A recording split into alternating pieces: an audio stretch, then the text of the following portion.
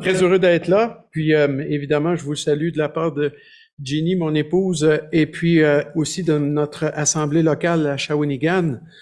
Vraiment heureux d'avoir l'occasion cette année de reprendre les formations Biblos, les coachings en analyse du texte biblique et aussi en prédication.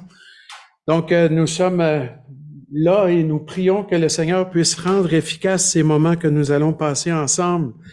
Je vous invite à tourner dans l'Évangile selon Jean au chapitre 1. Nous allons lire les 5 premiers versets. Je vais vous présenter d'abord une introduction un peu générale à cet Évangile et ensuite nous allons porter notre attention sur ces 5 premiers versets et sur la profondeur de ce texte hautement figuré et qui serait totalement incompréhensible pour nous si le Seigneur ne nous avait pas parlé. Je portais attention aux paroles des cantiques qu'on chantait tout à l'heure et puis je me disais, mais ça aurait aucun sens, ces paroles-là. Notre chemin se termine dans ce pays. De quoi qu'on parle? Si le Seigneur nous avait pas fait la grâce de nous révéler le salut en Christ et de nous donner par l'Esprit Saint de pouvoir lire sa parole et la comprendre, ça aurait aucun sens. Mais ce qui m'amène très souvent à exprimer de la reconnaissance au Seigneur, non seulement d'avoir accompli tout ce qui était nécessaire pour être sauvé, mais encore de nous l'expliquer, de nous le révéler. Alors, lisons d'abord l'Évangile selon Jean, chapitre 1, versets 1 à 5. Est-ce que c'est enregistré? Merci. Verset 1. Et en passant, encore juste une petite parenthèse rapide, je vais utiliser cette année la nouvelle édition de la Bible Darby de Roll. Très bien faite. Franchement, je suis épaté par surtout la mise en page de cette nouvelle édition. C'est à partir du texte de Henri Rossier de 1916. Donc, c'était une révision que lui-même avait faite au texte. Et ce texte a été repris par des frères de Roll qui en ont fait une magnifique édition, particulièrement au niveau des caractères utilisés et de la mise en forme et de la mise en page du texte aussi. Et se présente, je pense, dans 8 formats différents. Celle-ci est celle en cuir souple que m'a offerte le frère Gérard Moina, qui est un bon ami. Donc, je vous encourage peut-être à envisager même de vous procurer cette nouvelle édition. Elle est magnifique au niveau de la mise en forme. C'est essentiellement à peu près le même texte avec quelques petites retouches. Lisons le texte. Au commencement était la parole, et la parole était auprès de Dieu, et la parole était Dieu. Elle était au commencement auprès de Dieu. Toutes choses furent faites par elle, et sans elle, pas une seule chose ne fut faite de ce qui a été fait. En elle était la vie, et la vie était la lumière des hommes. Et la lumière luit dans les ténèbres, et les ténèbres ne l'ont pas comprise. J'aimerais prier à nouveau. Seigneur, nous entrons dans un passage magnifique, d'une telle richesse et profondeur, qui nous parle de ton Fils bien-aimé, celui que tu nous as révélé. Seigneur, nous te remettons cette étude entre tes bonnes mains pour que toi, par ton esprit, tu parles à chacun de nous selon ce que nous avons besoin d'entendre. Oui, tu veux nous rapprocher de toi par ton Fils. Agis, Seigneur, par ton esprit en nous. Et c'est dans le nom précieux de Christ que nous prions. Amen. Justement, cet évangile a été rédigé avec un but vraiment merveilleux. Probablement que c'est le plus grand but qu'un chrétien puisse viser dans une rédaction, c'est-à-dire d'amener les lecteurs à une plus grande connaissance du Seigneur Jésus-Christ. Mieux connaître son identité, qui il est. C'était le but visé par Jean. Lui-même l'affirme. Je lis le texte de Jean, chapitre 20, les versets 30 et 31, qui nous disent ceci. Si vous voulez tourner avec moi, vous pouvez aussi. Là, on voit le but visé par Jean, qu'il révèle lui-même. Donc, Jean, chapitre 20, les versets 30 et 31 nous disent ceci. Jésus donc fit aussi devant ses disciples beaucoup d'autres miracles qui ne sont pas écrits dans ce livre. Donc, il y a beaucoup d'autres choses. Tout n'est pas nécessairement écrit de tout ce qu'il a fait, mais tout ce qui était nécessaire de savoir est là. Il ne manque rien. Tout ce que nous devions savoir. Mais ces choses sont écrites afin que vous croyiez que Jésus est le Christ, le Fils de Dieu, et c'est là le but. Et qu'en croyant, vous ayez la vie par son nom. Ça, c'est le but. C'est un but qui est certainement évangélistique, c'est-à-dire dans le but de proclamer dans la personne de Jésus le message de l'Évangile pour que des gens puissent venir à lui et donc être sauvés. C'est un but d'évangélisation que l'Évangile selon Jean. Il n'y a aucun doute là-dessus. Mais c'est aussi un but didactique pour les croyants eux-mêmes, c'est-à-dire pour les instruire sur la personne de Jésus quant à sa véritable identité, pour que ceux qui croient puissent mieux le connaître encore. Avoir la vie en son nom, qu'est-ce que ça signifie? Ça signifie avoir une vie qui repose sur une pleine compréhension de qui est Jésus. Le nom dans l'Écriture représente la personne même, ses œuvres, tout ce que cette personne est. Donc, d'avoir la vie dans le nom du Seigneur, c'est de mieux le connaître. C'est de jouir de cette vie qu'il nous réserve dans la communion avec lui. C'est de mieux connaître notre Sauveur, de nous rapprocher de lui. Jean a écrit pour cela. Et pas uniquement pour les incroyants, pour qu'ils puissent découvrir le Seigneur. Bien entendu, ça en fait partie aussi. D'ailleurs, à ce sujet, dans sa rédaction, on ressent quelque part que Jean, il devait présumer que ses lecteurs connaissaient les autres évangiles, Matthieu, Marc et Luc. Parce que, en fait, dans Jean, il a laissé beaucoup de choses de côté du ministère public du Seigneur qui a duré un peu plus de 3 ans. D'ailleurs, presque tous les événements qui se sont produits en Galilée, c'est-à-dire là même où le Seigneur a exercé l'ensemble de son ministère public, tout cela est omis dans Jean. Il a laissé ces choses de côté pour se concentrer surtout sur ce que Jésus a fait en Judée, à Jérusalem, et en particulier en portant attention au moment que le Seigneur a passé avec ses disciples.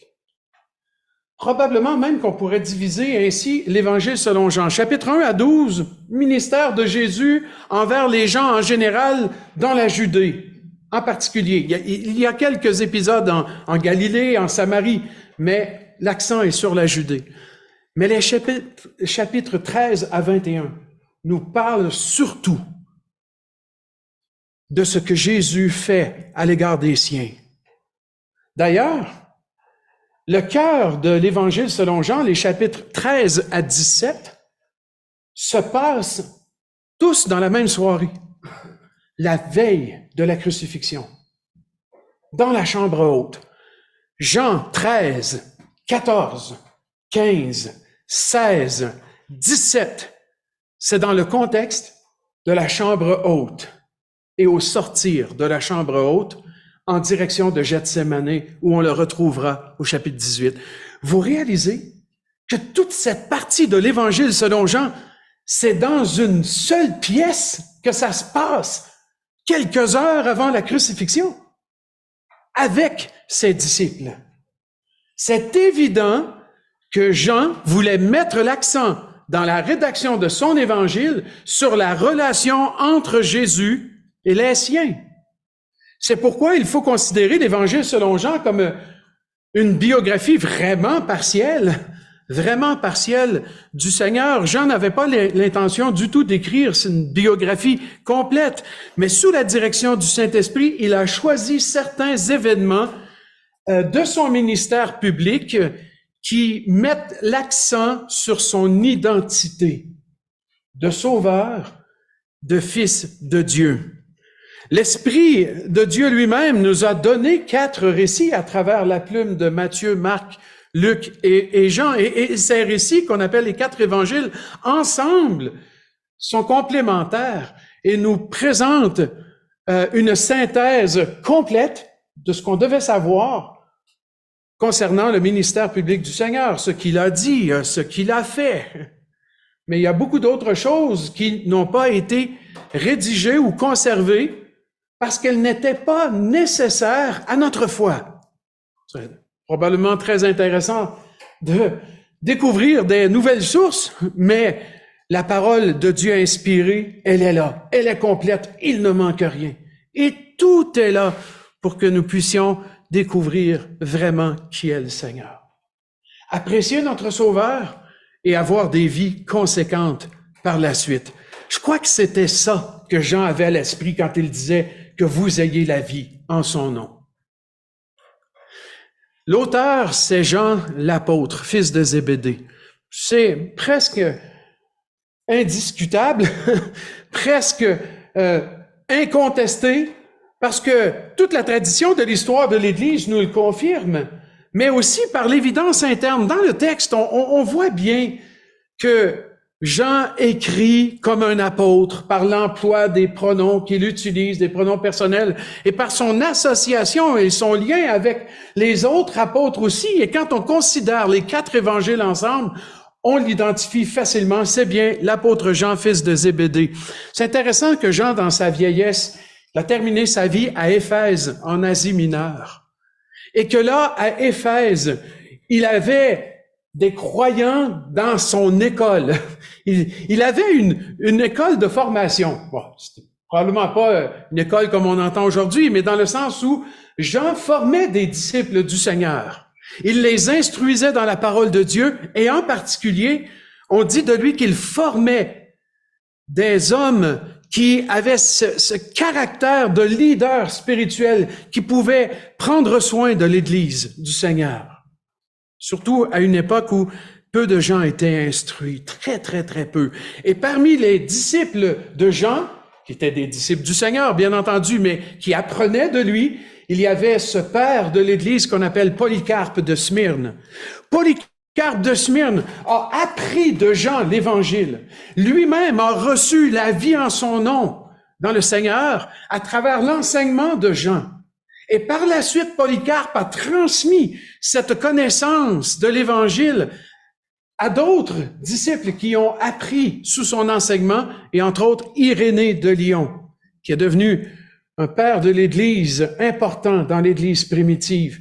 Et Irénée, qui le tenait de Polycarpe, qui lui avait appris directement de Jean, nous confirme qu'il est véritablement l'apôtre Jean, fils de Zébédée, qui nous a donné ce récit merveilleux.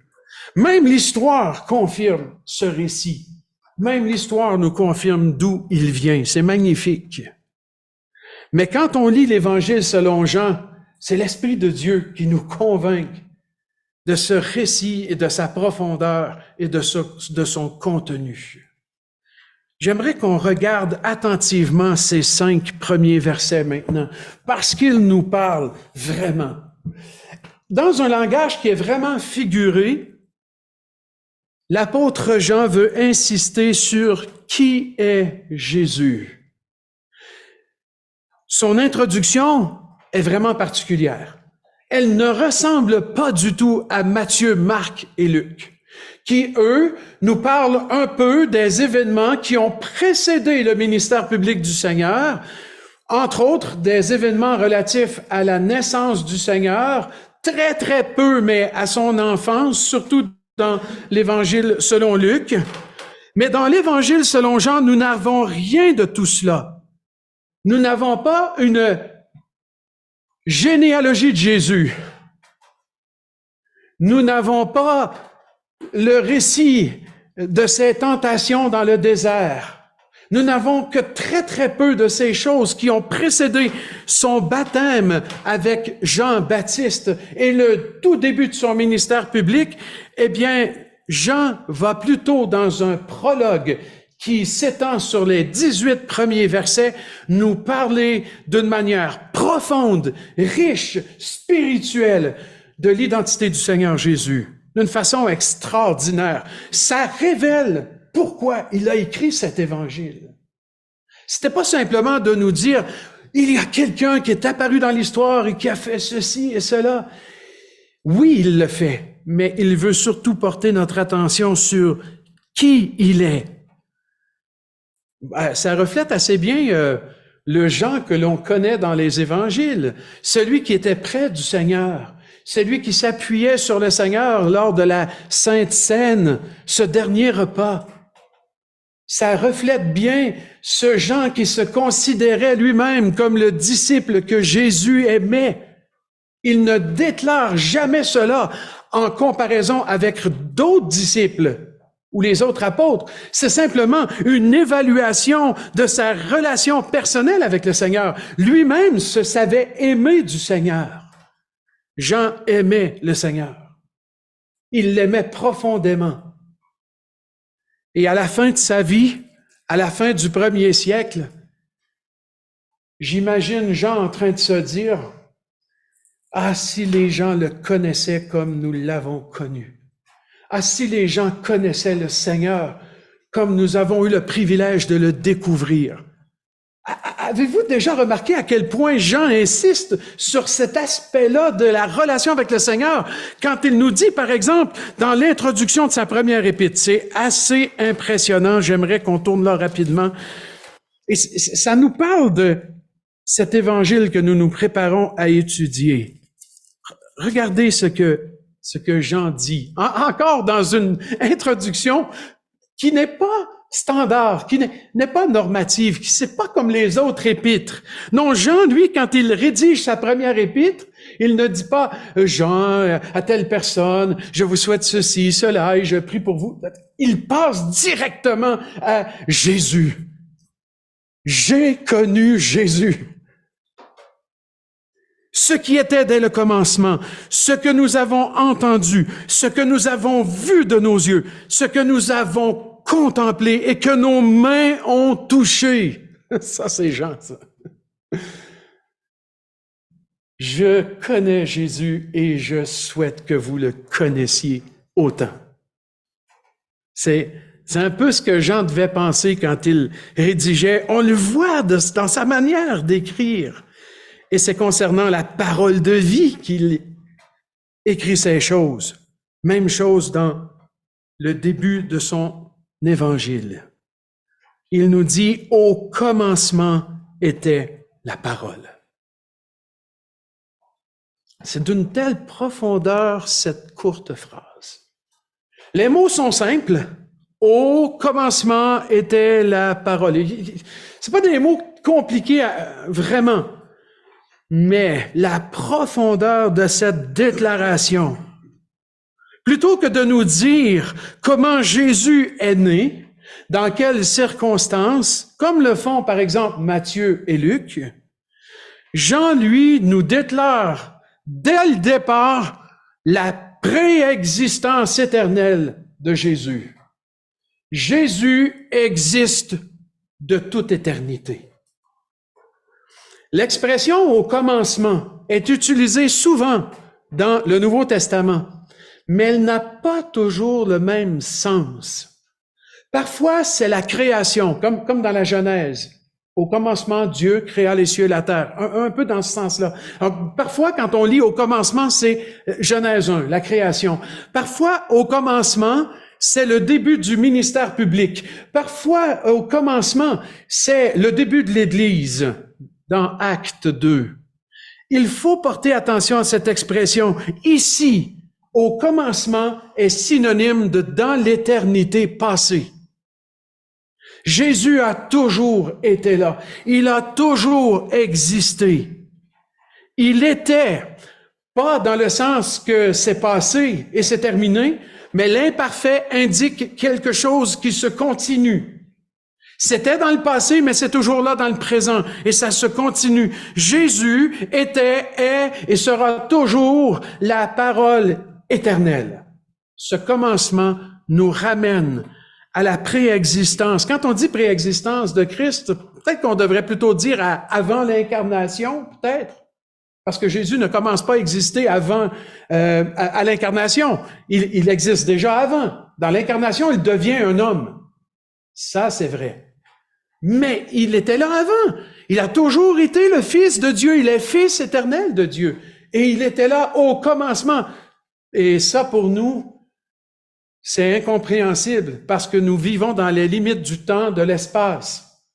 Et donc, au commencement, dans notre esprit à nous, c'est un point de départ. Mais sous la plume de Jean ici, il n'y a pas de point de départ. Au commencement veut simplement dire, il a toujours été là. Si on réécrivait ça peut-être dans un langage d'aujourd'hui, on dirait peut-être dans l'éternité passée était la parole. La parole. Certaines traductions vont dire le verbe. La communication. La parole, c'est la révélation de Dieu. La parole.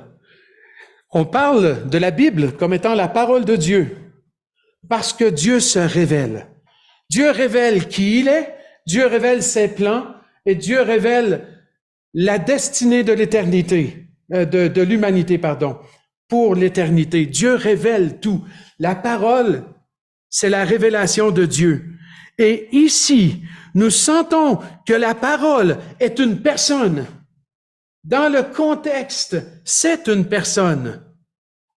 C'est Jésus lui-même, et on le découvre au fur et à mesure que nous lisons le texte et nous progressons, en particulier lorsqu'il est question de son incarnation. Au verset 14, « Et la parole devint chair ». Et là, c'est clair que la parole dans Jean, c'est Jésus. Jésus qui devient un homme. Dans ces 5 premiers versets, Jésus est présenté dans un concept abstrait. Et si on voulait le dire autrement, on dirait plutôt que ces concepts comme la parole, la vie et la lumière sont des personnifications de Jésus. Qu'est-ce que ça veut dire? Ça veut dire que dans Jésus, on trouve l'expression de la révélation de Dieu. Voilà pourquoi il est important de connaître Jésus, parce que connaître Jésus, c'est connaître Dieu. Et sans la connaissance de Jésus, on ne peut pas connaître Dieu. Au commencement était la parole, nous dit que Jésus, l'incarnation de la révélation de Dieu, existe de toute éternité. Il était là. Nous avons une pleine confiance qu'en Jésus, nous avons une pleine révélation de Dieu, de qui il est. Jean insiste sur la divinité de Jésus. Luc, lui, va plutôt insister sur l'humanité de Jésus. Mais tous les évangélistes nous présentent un équilibre entre la nature humaine et la nature divine de Jésus. Mais Luc met un peu plus l'accent sur l'humanité, tandis que dans Jean, nous voyons un accent sur sa divinité. Jésus est Dieu. Il est pas seulement le Fils de Dieu, mais il est Dieu lui-même. Et là, franchement, ça dépasse notre capacité de compréhension. C'est la Trinité. Qui peut comprendre ce mystère d'un seul Dieu unique révélé en 3 personnes? Impossible. Un enfant avait dit à Augustin, père de l'Église, qui cherchait à comprendre la Trinité, « Vous essayez de mettre l'océan dans un verre d'eau, père Augustin. » C'est pas possible. C'est pas possible. Mais Jean a le souci qu'on comprenne que Jésus, au départ, il est vraiment Dieu, tout en étant distinct de Dieu. OK. Dans quel sens? Dans le sens qu'il est le Fils et il est distinct du Père, mais pleinement Dieu. C'est ce qu'il nous dit par la suite. Et la parole était auprès de Dieu et la parole était Dieu. Auprès de Dieu veut insister sur le fait qu'il y a une certaine distinction entre les deux. Il est auprès ou avec Dieu. Donc, il est une personne à part entière, distincte de Dieu. C'est pas ce texte-là qui va nous dire que la distinction se trouve entre l'identité du Père versus le Fils, mais l'ensemble de la révélation de Dieu nous le montre, nous l'apprend. Et ça va devenir évident au fur et à mesure qu'on avance dans le texte aussi de cet évangile. Jésus, qui est la parole, c'est-à-dire l'incarnation de la révélation de Dieu, est auprès de Dieu parce qu'il est distinct du Père, mais il est Dieu. Il est pleinement Dieu. C'est vrai que ça dépasse notre compréhension, mais la foi affirme cela. J'affirme que Jésus, tout en étant fils de Dieu, donc distinct du Père, il est aussi Dieu autant que le Père. Et c'est très important, ça. Jean va résumer ce qu'il a dit dans le verset 1 au verset 2. Le verset 2 est un résumé de tout le verset 1. Elle était au commencement auprès de Dieu. Il résume ça. Et je me suis demandé, pourquoi fait-il cela? Oh, c'est clair. Le début, verset 1. Au commencement était la parole, elle était auprès de Dieu, elle était Dieu. Pourquoi redire, elle était au commencement auprès de Dieu, à nouveau? Pour insister sur l'éternité du Fils qui est pleinement Dieu. Jean insiste. Il répète pour que nous puissions vraiment y croire de tout cœur. Jésus est tellement important qu'il est la révélation de Dieu ou l'incarnation de la révélation de Dieu. Et il est tellement important que sans lui, il n'y a absolument rien qui n'existerait. Tout ce qui a été créé l'a été par lui. Sans lui, il n'y a rien. C'est le verset 3. Toutes choses furent faites par elle, et sans elle, pas une seule chose ne fut faite de ce qui a été fait. Ça, c'est dire deux fois la même chose. Encore, parce que Jean insiste. Toutes choses furent faites par elle, c'est le dire positivement, clairement, et sans elle, pas une seule chose ne fut faite de ce qui a été fait, c'est le dire négativement, c'est-à-dire avec un ne pas. Mais ça dit exactement la même chose. Moi, je crois que l'Esprit de Dieu a poussé Jean dans sa rédaction, dans le choix de ses mots et ses expressions, et que ce n'est pas un hasard, et ce n'est pas seulement pour redire les choses d'une autre manière qu'il a répété ainsi. C'est parce qu'il veut insister. Il n'y a rien qui n'a pas été fait sans Jésus. Est-ce que c'est votre Sauveur? Si il n'y a rien qui n'a pas été fait par Jésus, tout est à lui. Il est le véritable propriétaire de tout. Et s'il est le véritable propriétaire de tout, il est aussi celui qui contrôle tout, qui administre tout. Tout est à lui. Est-ce qu'on réalise que dans ces versets-là qui nous déclarent l'éternité du Fils et son plein contrôle souverain sur tout l'univers, Jean est en train de nous dire, c'est lui votre Sauveur. Est-ce que vous le réalisez dans votre vie de tous les jours? Est-ce que pratiquement ça a un impact, ça, dans nos vies, que Jésus a tout créé et qu'il est le propriétaire de toutes choses et que toutes choses sont sous son contrôle souverain? C'est magnifique. Voilà pourquoi on peut vraiment dire qu'il est l'incarnation de la révélation de Dieu, parce que dans quelques mots seulement, voilà tout ce qui nous est révélé déjà à son sujet. Et non seulement les choses existent par Jésus, mais il nous dit aussi au verset 4, « En elle était la vie. » En elle était la vie. Et la vie était la lumière des hommes. À nouveau, on trouve un langage figuré ici qui personnifie la vie comme étant le Seigneur Jésus lui-même personnifié dans celui qui donne la vie.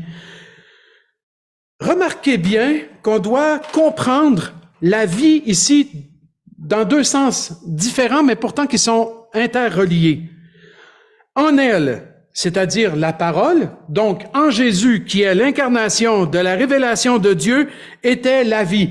Était parce que en dehors de lui, il n'y a jamais eu de vie.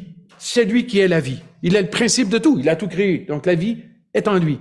Et quand on parle de la vie ici, on parle, bien entendu, même de la vie physique, mais particulièrement de la vie spirituelle et éternelle. C'est en Jésus, la parole incarnée, que se trouve la véritable vie, la vie spirituelle et la vie éternelle. Ça, c'est le premier sens de la vie ici. Mais le deuxième mot vie, c'est Jésus lui-même. Remarquez ce qui est dit. Et la vie était la lumière des hommes. C'est pas la vie en elle-même, c'est-à-dire la vie, qu'elle soit physique, spirituelle ou éternelle, qui est la lumière des hommes. La lumière des hommes, c'est qui? C'est Jésus. Donc ici, la vie est une personnification de Jésus. Pourquoi? Parce que c'est en lui qu'on peut avoir la vie spirituelle et éternelle. Il est lui-même la source de cette vie. Jésus est l'incarnation de la vie spirituelle et éternelle. Et en tant que tel, en tant que l'incarnation de la vie spirituelle, de la nouvelle naissance, si je pouvais le dire ainsi, eh bien, il est la lumière des hommes. Wow! Ici, la lumière des hommes, c'est la pleine révélation de Dieu aux hommes par Jésus-Christ, qui est lui-même l'incarnation de la vie et de la révélation de Dieu, la parole. Wow! Ça commence à être profond, là. C'est vraiment profond. Mais si on voulait le simplifier, Jésus nous révèle Dieu, nous donne la vie et nous éclaire. C'est à peu près ce que Jean nous dit ici. Et il est le seul qui peut faire ça. La lumière des hommes, c'est la révélation spirituelle qui nous amène à saisir la vérité de Dieu. La lumière est symbole souvent de justice et de vérité dans les Écritures, et Jésus est l'incarnation de ces vertus magnifiques. Jésus est la lumière des hommes. On le voit de façon imagée briller dans un lieu obscur. On le voit luire dans les ténèbres au verset 5. Parce que c'est précisément ce que Jésus est venu faire. Étant l'incarnation de la révélation de Dieu, étant l'incarnation de la vie spirituelle et éternelle, Jésus vient pour éclairer spirituellement les hommes qui sont aveuglés spirituellement, qui sont perdus. Les ténèbres, quand ce terme est utilisé au sens littéral, c'est la noirceur physique. Ça peut être même des nuages très sombres, chargés, mais quand c'est au sens figuré, les ténèbres nous parlent d'aveuglement spirituel et de péché, de tout ce qui est mal.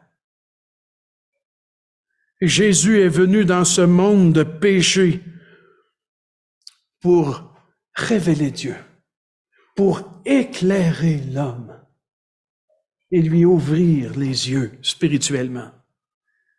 Il y a juste Jésus qui peut faire ça.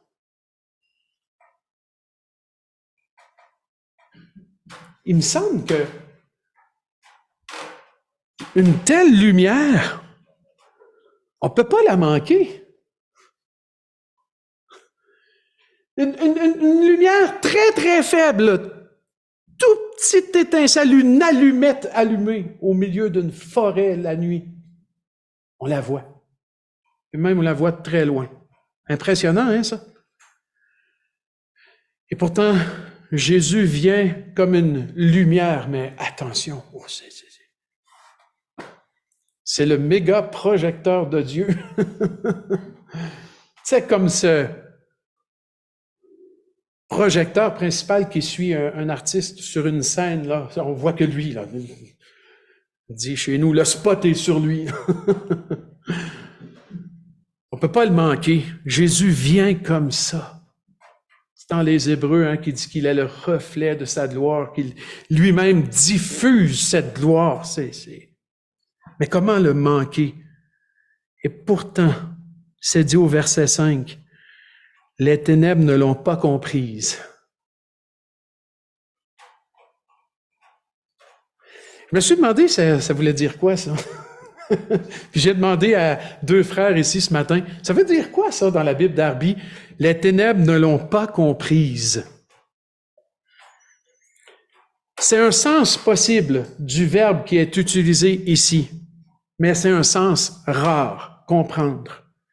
Un sens qui est plus commun, c'est le sens de recevoir, dans le sens d'accueillir auprès de soi. Et la traduction seconde, c'est ainsi qu'ils l'ont fait. Les ténèbres ne l'ont point reçu. Et c'est intéressant parce qu'avec le verbe recevoir, il y a tout un contraste avec ce qu'on trouve dans ce passage-là. Et en fait, il y a plusieurs verbes recevoir qu'on retrouve dans le prologue. On va en parler un petit peu plus en détail. Mais le sens de comprendre, il existe pour le terme grec utilisé, et c'est le sens que Darby a choisi en disant « l'ont pas comprise ». Et c'est frappant, ce sens-là, quand on vient de dire que Jésus incarne la révélation de Dieu, que dans lui, on a la parole, en lui, on a la lumière, en lui, on a la vie. Tu peux pas le manquer. Et pourtant, les hommes l'ont manqué. Ils l'ont pas reçu, ils l'ont pas compris, ils n'ont pas saisi son identité. Ils n'ont pas compris qui il était. Ils n'ont pas compris, pas comprise, mais pas compris qui il était. C'est vrai. Il y a beaucoup de gens qui se sont mépris sur l'identité du Seigneur. Il y a des gens qui ont même dit, le Messie, quand il viendra, on saura d'où il est, mais lui, on le sait d'où il est. Il est de Nazareth, en Galilée. Ils ont vu qu'un simple juif. Puis ils ont manqué la compréhension de l'identité du Seigneur. Mais moi, je ne dirais pas ça. Ah, ils n'ont pas compris, ils ont manqué, parce que j'étais comme eux. Moi non plus, j'ai pas compris. Et moi non plus, j'avais pas saisi. Et moi non plus, en fait, moi aussi, j'étais à côté de la plaque. Moi aussi, je manquais de compréhension. J'ignorais totalement qui était Jésus. J'ignorais totalement. J'ai entendu des faits le concernant avant l'âge de 20 ans, mais je n'avais jamais compris qui il était jusqu'à ce qu'il se révèle à moi. Quand j'ai entendu le message de l'Évangile à l'âge de 20 ans. Avant ça, je comprenais pas. Je comprenais pas. Et c'est ce qui s'est produit. Les ténèbres ne l'ont pas comprise, c'est-à-dire que les gens qui vivent dans l'aveuglement spirituel et dans le péché, ce sont tous les hommes, n'ont pas compris son identité, qui il était. Maintenant, ne l'ont pas reçu, selon la traduction seconde, est aussi une traduction juste par rapport aux faits et aux événements et à la vérité. Les gens l'ont pas accueilli, l'ont pas reçu comme on se doit. C'est vrai. Mais j'aimerais souligner un sens qui est probablement le sens plus exact du terme grec utilisé ici. Et c'est vérifiable par des outils d'exégèse et chez les commentateurs. D'ailleurs, si vous avez une Bible MacArthur, il y a une note qui va expliquer ce qui suit. Le verbe katalambano, qui est utilisé ici, est un verbe qui, dans son sens primaire, c'est-à-dire le sens dominant, signifie, je vais vous l'imager, prendre quelqu'un comme ça, par la poitrine, par sa tunique, et le jeter par terre et le tenir au sol. Ça, c'est le sens graphique du terme katalambano, c'est-à-dire de vaincre quelqu'un, de l'emporter sur quelqu'un, de triompher de lui, de le jeter par terre. Et donc, si c'est bien ce sens-là qu'on devrait comprendre, on lirait, et la lumière, lui, dans les ténèbres, et les ténèbres ne l'ont pas vaincu ou ne l'ont pas renversé, plus précisément encore. Et là, ça, c'est, wow! C'est théologiquement parfaitement cohérent avec la victoire de Jésus. Même si Jésus est venu dans un monde ténébreux, marqué par l'aveuglement spirituel et le péché, et même si Jésus a été rejeté par ce monde, même par les siens, et même si Jésus a été livré au pouvoir des autorités romaines, et même si Jésus a été flagellé, fouetté, on lui a craché dessus, frappé et crucifié, et même si Jésus est mort des traitements humains qu'on lui a fait subir, d'un point de vue, Jésus a triomphé. Il n'a pas été renversé. Personne ne l'a saisi pour le mettre par terre, pour dire « nous l'avons vaincu ». C'est totalement le contraire qui est arrivé.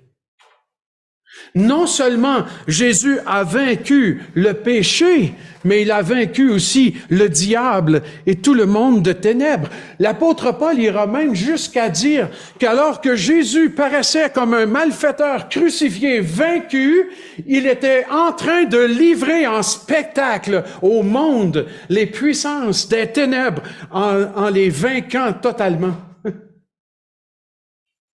C'est cohérent avec ce que disent les Écritures, de comprendre ce sens pour ne l'ont pas comprise, ne l'ont pas reçu ou ne l'ont pas renversé, n'ont pas triomphé de lui. Tous ces sens sont vrais. Ça, c'est la difficulté qui se pose à tout traducteur de la Bible, qui voit ce terme et qui sait très bien que, d'accord, mais je vois ces trois sens. Darby a penché pour le sens comprendre. Second a penché pour le sens recevoir.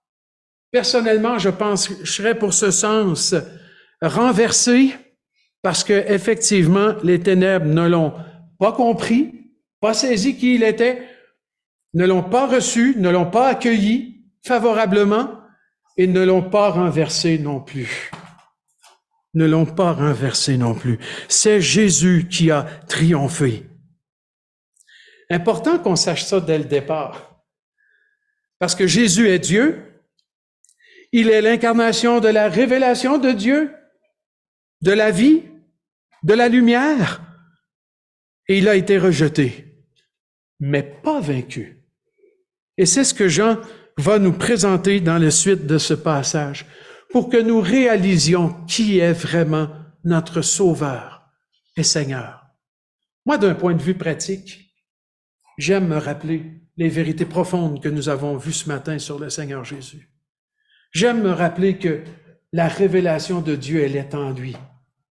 Plus on connaît le Seigneur, plus on connaît Dieu. C'est magnifique de connaître le Seigneur.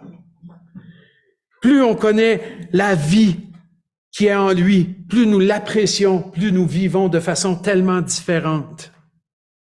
Plus nous apprécions sa lumière, plus il chasse ces ténèbres en nous dans nos vies de tous les jours, plus nous nous rapprochons de lui, plus cette lumière nous purifie.